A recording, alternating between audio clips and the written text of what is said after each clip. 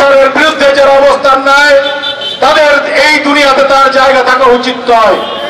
আজকে ফিলিস্তিনে যে পরিমাণে হামলা করা হয়েছে, যেভাবে গোলা বারুদ মারা হয়েছে, যেভাবে মায়েদের শিশুদের হত্যা করা হয়েছে, এটা একটা বিভৎস।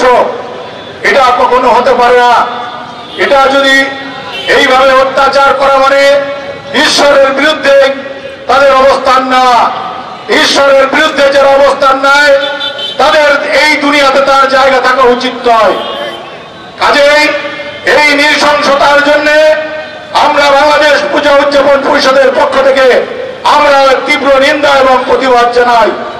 আজকে যারা এই অসহায় গাজাবাসীদের খাদ্যের জন্য যারা এই ফ্লোটিলা কুমুদ উপহার নিয়ে যাচ্ছিলেন তাদেরকে আটক করে আরেকটি ঘৃণ্যতার পরিচয় দিয়েছেন ইসরায়েল।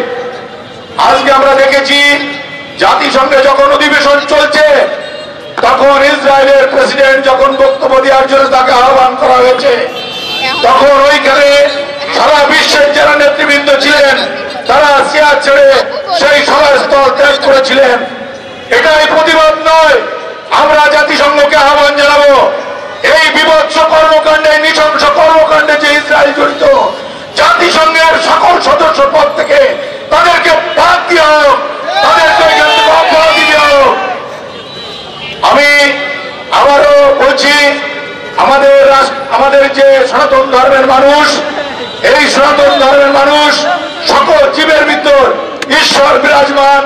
এই যদি আমরা সেইটা বিশ্বাস করে আমরা মনে করি আজকে যাদের পরে এখানে অত্যাচার করা হচ্ছে এটা অন্যায় এবং এটা অবিচার, সারা বিশ্বের মানুষ জাগ্রত হোক এবং এই ইসরায়েলের বর্বরতার বিরুদ্ধে সোচ্চার হয়ে তাদের প্রতিহত